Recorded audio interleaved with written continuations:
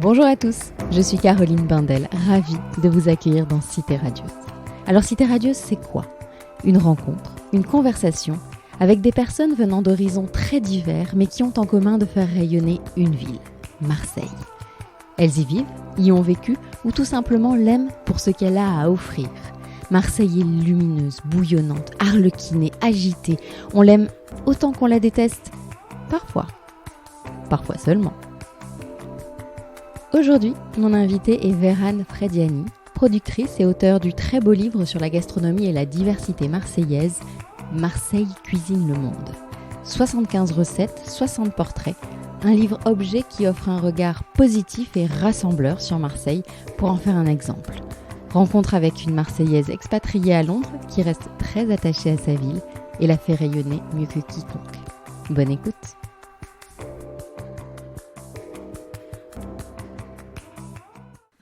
Vérane, bonjour. Bonjour. Ravie de t'avoir au micro de Cité Radieuse à l'occasion de la sortie de ton livre Marseille cuisine le monde aux éditions de La Martinière.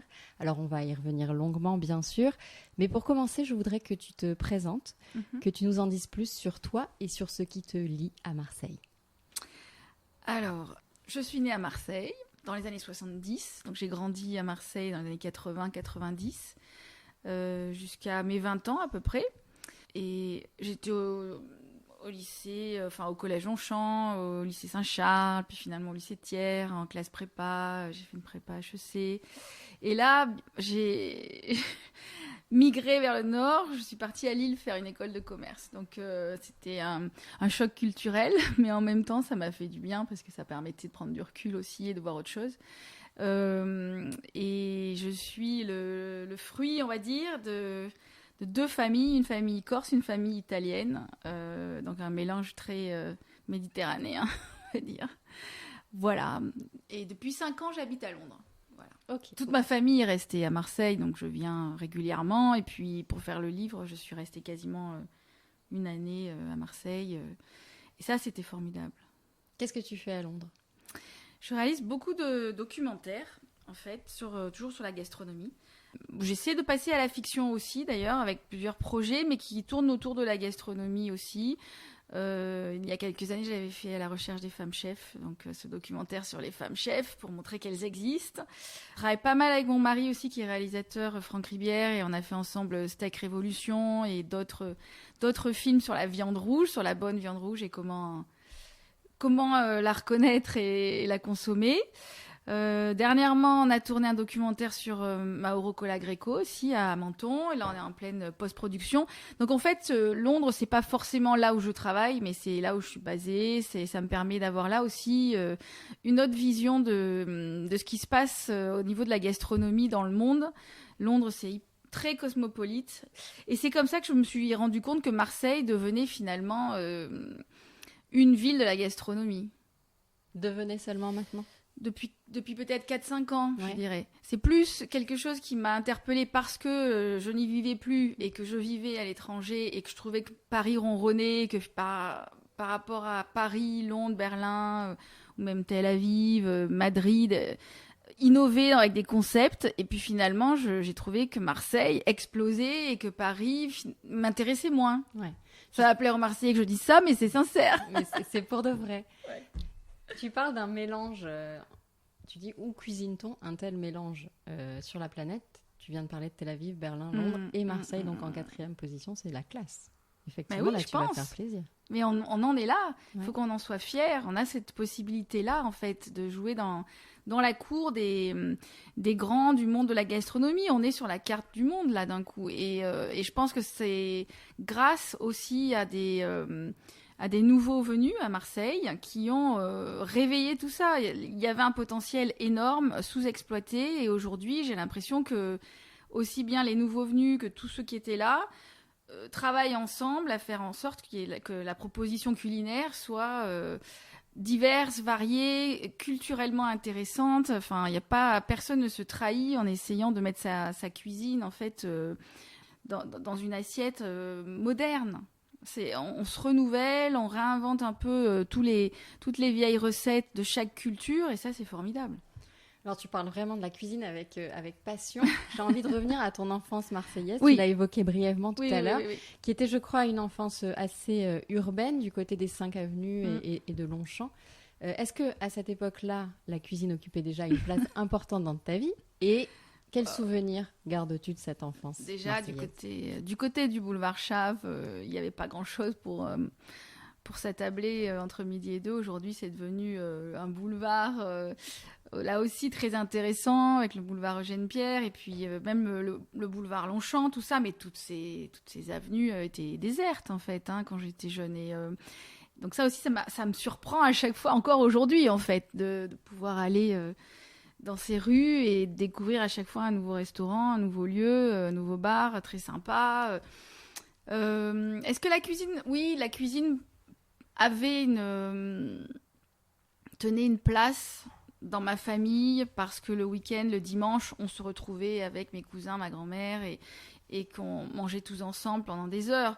Après, j'étais pas dans une famille qui cherchait forcément à acheter les meilleurs produits on allait au marché sur la place Sébastopol, à la Plaine et tout ça. Mais c'est vrai que je suis un petit peu la première de la famille à m'intéresser de si près à la gastronomie. Ouais. Oui. Tu dis qu'on est un peu la génération supermarché d'ailleurs dans ton livre. Carrément même. Ouais. Oui. Moi, la sortie, la sortie que je faisais avec ma grand-mère, c'était le Géant Casino. Hein. C'était vraiment le mercredi après-midi, on allait au Géant. Et acheter une boîte de Quality Street, ça me faisait mon mercredi. Donc vraiment, oui, je viens de là, de la nourriture en boîte et c'est pas un jugement de valeur sur ma famille. Je crois que vraiment les années 80-90 ont été comme ça. On était américanisés, industrialisés. Je me souviens aussi de l'ouverture du McDonald's sur la Canebière. C'était le premier McDo. On était en folie. Enfin, on était surexcités. On y est tous allés plusieurs fois dans la semaine. Donc, oui, je pense qu'on vient de là et il faut pas le... Je le juge pas mal, en fait. Je me dis, au moins, il y a du chemin parcouru. Ouais, à quel moment tu as eu le déclic, toi, justement? Alors, forcément pas quand j'étais étudiante, où là, j'ai enchaîné les pizzas Hawaï et les toasts Nutella. Mais plus après, quand j'ai commencé à vivre à Paris, déjà. Et puis, finalement, quand j'ai rencontré Franck Ribière, c'était il y a 20 ans. Donc ton mari. Mon mari. Où là, c'est devenu, oui, une passion commune d'aller essayer les restaurants divers et variés un peu partout en France d'abord. Et puis aussi, comme on travaillait dans le cinéma, on a beaucoup voyagé dans les festivals. Et à chaque fois, on essayait de se prendre 2-3 jours avant ou après chaque festival pour découvrir autour... la culture, la gastronomie, les restaurants, les lieux. Il y avait beaucoup de nouveaux hôtels aussi au début des années 2000 et ça permettait aussi de voyager différemment. Je crois que ça a commencé, finalement, cette tendance a commencé d'abord avec les hôtels, tout ce qui était boutique hôtel et plus petits hôtels qui étaient moins impersonnels. Et puis après, les chefs ont pris sur eux, en fait, de défendre chaque culture. Mais c'est vraiment venu, oui, à deux avec mon mari. J'étais jamais allée dans un restaurant étoilé de toute façon avant de le rencontrer. Et une fois, on était à Annecy, on roulait vers la Clusaz, je pense. Et puis on est passé devant chez le restaurant de Marc Vera.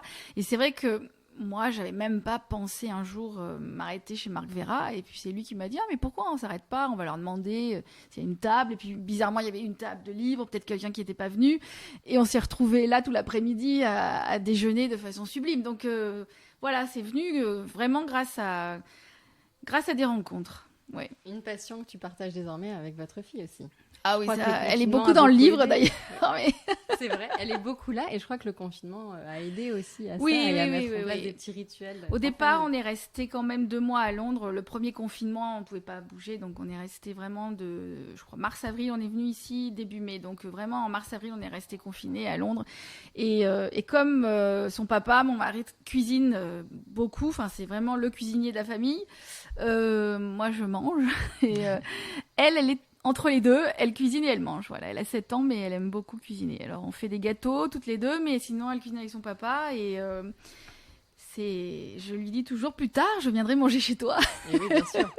Elle est tombée dedans petite, là, pour le coup. Oui. Ah oui, elle a ses restaurants préférés. Et puis, en fait, elle était beaucoup là aussi déjà sur le tournage à la recherche des femmes chefs. Je l'ai emmenée partout parce que comme toutes les mamans, on fait souvent, on travaille avec la famille dans les sacs en fait, derrière nous. Donc elle est venue sur les tournages, même dans sa poussette au tout début. Enfin c'était rigolo. Et quand on est arrivé chez Anne-Sophie Pic un peu plus tard, Anne-Sophie l'a emmenée en cuisine et Valentina lui a dit « Mais il y a des hommes chefs aussi alors ?» Excellent. Très très bon. Parce que dans cette cuisine, il y a des hommes. Donc c'était drôle. Voilà. C'est bien. C'est rare. Si on arrive, ça y est, à ce point de bascule-là, c'est que c'est bon.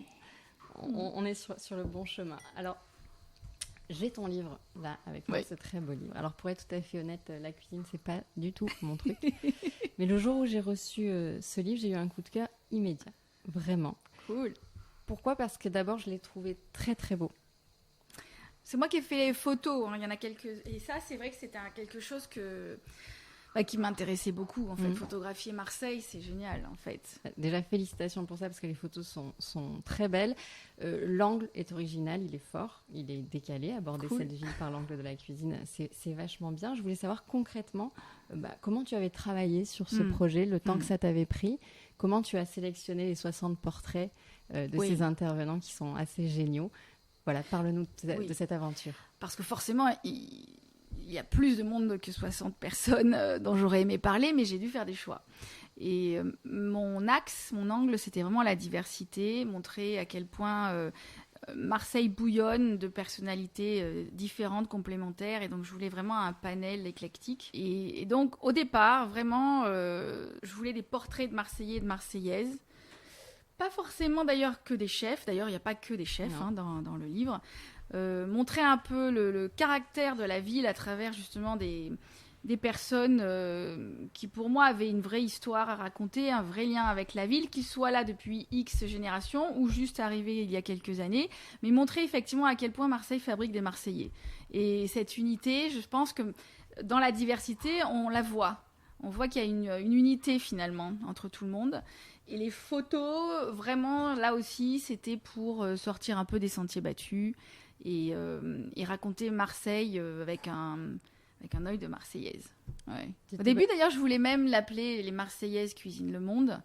Puis finalement, je me suis dit que c'était plus intéressant de faire en sorte que le livre ait autant de chefs ou de représentants de Marseille femmes que hommes. Donc c'était ils sont à peu près à égalité là dans le livre. Ouais, tu dis Marseille fabrique des Marseillais. Ce livre aussi, je l'espère. Oui, c'est vrai, je l'espère. Ouais, tu l'espères, mais je crois que c'est ce qui va se passer. Tu t'es baladée comment ? Avec un appareil photo ? Avec mon appareil photo, j'ai beaucoup marché, parce que finalement, on a tendance à Marseille à vouloir se déplacer en voiture parce que c'est très vaste, très étendu, mais on rate plein de choses. Donc vraiment, quartier par quartier, je me suis baladée. J'ai redécouvert moi-même ma ville, ou découvert finalement des quartiers, parce que ne vivant pas ici à temps plein, comme tout bon Marseillais, je reste souvent cantonnée au quartier que je connais, aux lieux que je connais, aux endroits où on se retrouve avec des copains. Donc du coup, j'ai vraiment aussi voulu me faire violence et bouger dans la ville, parce que on le fait rarement en fait. C'est vrai. Mais une fois qu'on se dit je vais marcher et qu'on fait 10-15 kilomètres, on découvre plein de choses. Voilà. Donc, tu es partie avec ton appareil photo, parfois pour rencontrer des gens et les interviewer. Et parfois, j'ai l'impression que tu as simplement peut-être tendu ton micro ou l'oreille à des Marseillais, puisqu'il y a des petites phrases mises en exergue, comme Marseille ou New York. Il n'y a pas photo, je choisis Marseille, parce que c'est une vraie ville cosmopolite. Voilà, parole de Marseillais. Ça, c'est ce que tu as recueilli comme ça en te baladant dans la ville ? Oui. En fait, j'avais toujours mon portable aussi, ce qui est très pratique avec le dictaphone du portable, pour toujours enregistrer ce qui m'intéressait. Et après, y repenser en écrivant. Oui, je pense que c'est très important de s'asseoir aussi dans des cafés, des bars et d'écouter les conversations, d'écouter ce qui se dit, ou de poser juste des questions, de dire je fais un livre sur Marseille et voir un peu la réaction.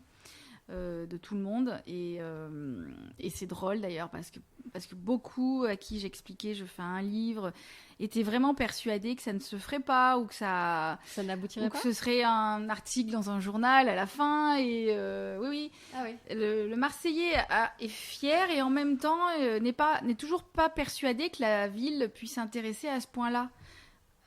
Il a peut-être pas très envie non plus. Peut-être, mais... Tu sais, il y a une espèce de campagne sur les réseaux sociaux en ce moment, ne venez pas, ne venez pas. Oui. Donc on veut qu'elle rayonne, mais quand même, ne venez pas trop nombreux. Ah, Bernie donc. Ah oui, c'est ça. Voilà, qui a voulu s'exprimer. Je pense qu'il était d'accord avec moi en fait, c'est ça. Je pense qu'il est OK sur ce que sont les Marseillais. Donc en te baladant comme ça, tu as recueilli plein de témoignages, tu as donc choisi 60 personnes. Oui, par exemple, au départ...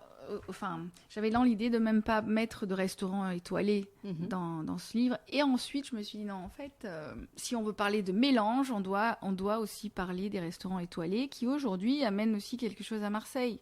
Ça booste tout le monde, en fait. Qu'il y ait un Alexandre Mazia avec 3 étoiles, qu'il y ait Colline Folquier avec 1 étoile. Bon, c'est la première femme à être étoilée à Marseille.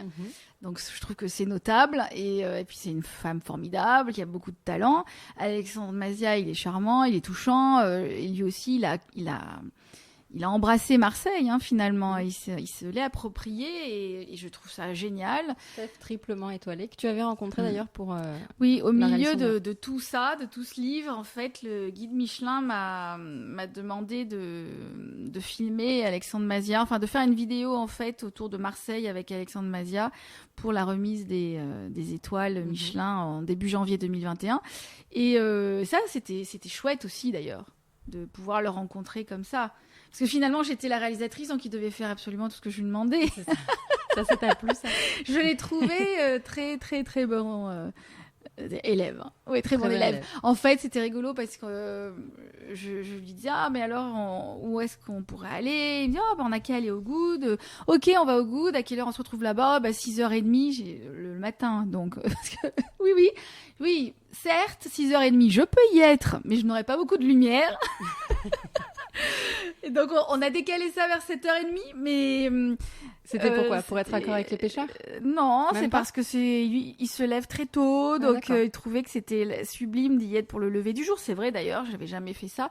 Je trouve que c'est magnifique les Goods à 7h du matin. Et donc on s'est bien entendu, je pense. Oui. Je suis en train de le feuilleter là en même temps que tu me parles. Est-ce que tu as testé ces recettes? Oui, beaucoup. Beaucoup, enfin, alors je vais pas mentir, c'est beaucoup mon mari qui les a testés et moi qui les ai goûtés avec lui et ma fille. Je pense que c'est le bon plan. Ça. On en a fait beaucoup et même dans les photos, il y a à peu près, je dirais, une douzaine de photos. C'est un plat réalisé par mon mari que j'ai photographié. Ah oui.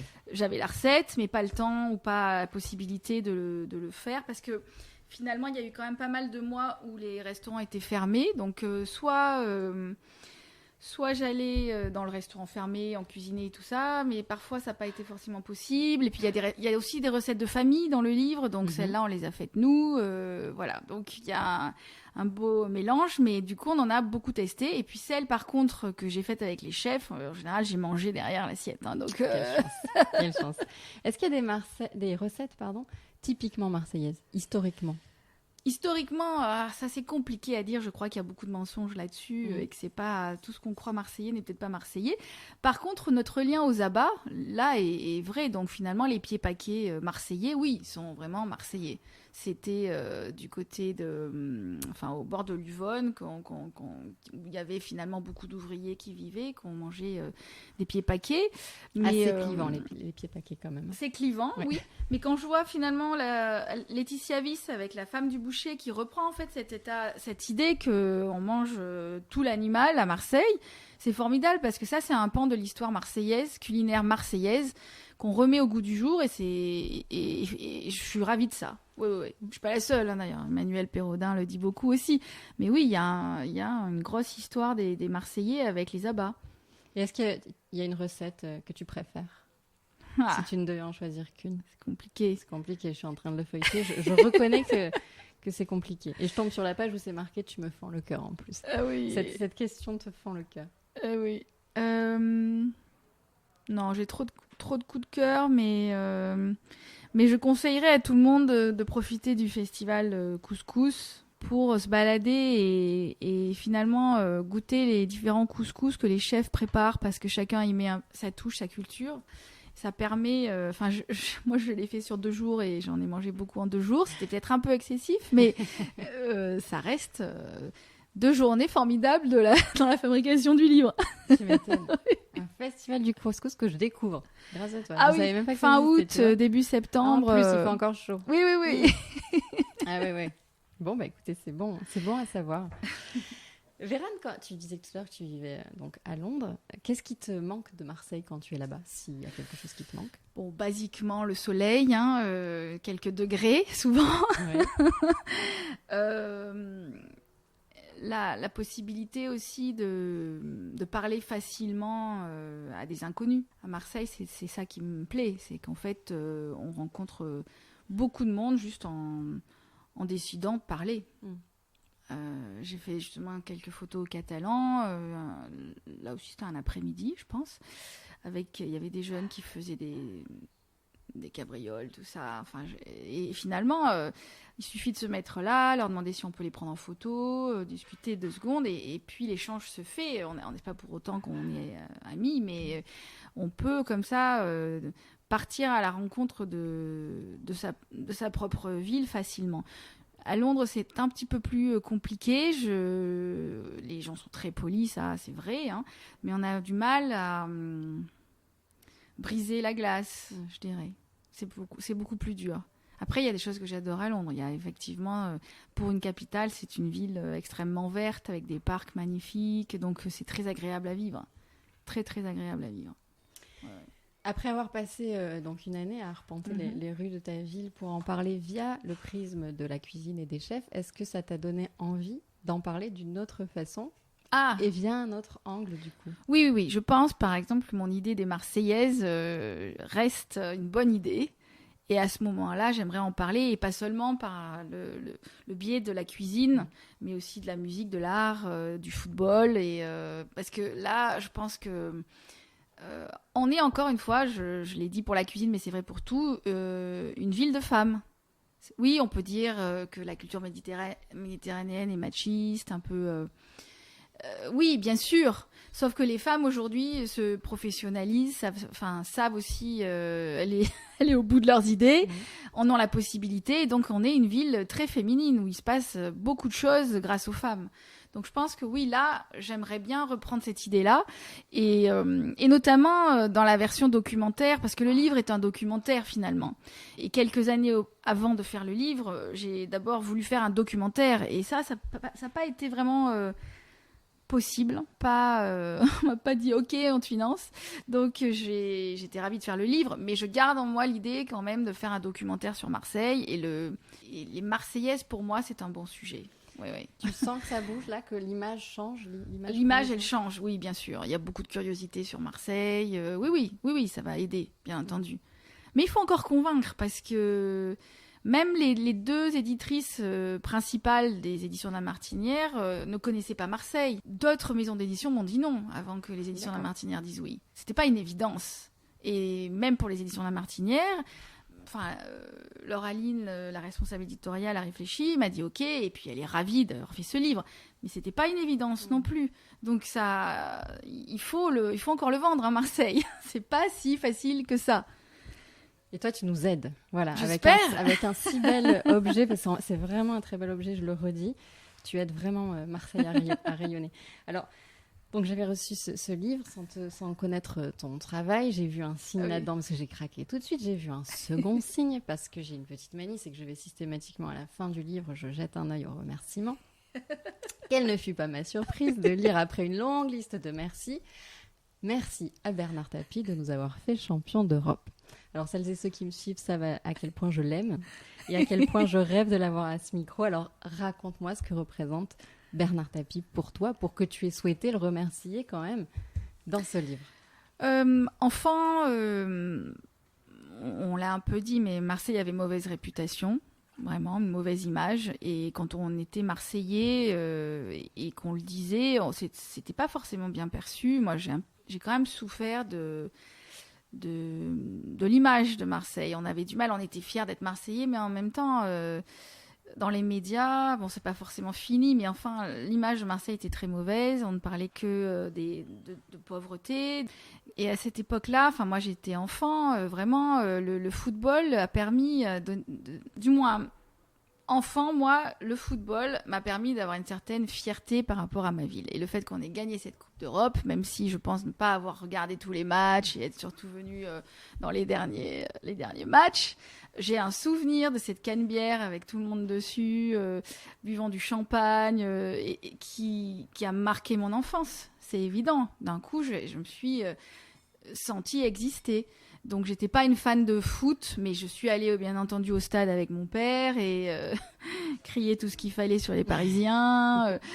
Mais oui, je ne peux que remercier Bernard Tapie pour ça, pour avoir amené une fierté à la ville dont on avait cruellement besoin, en fait.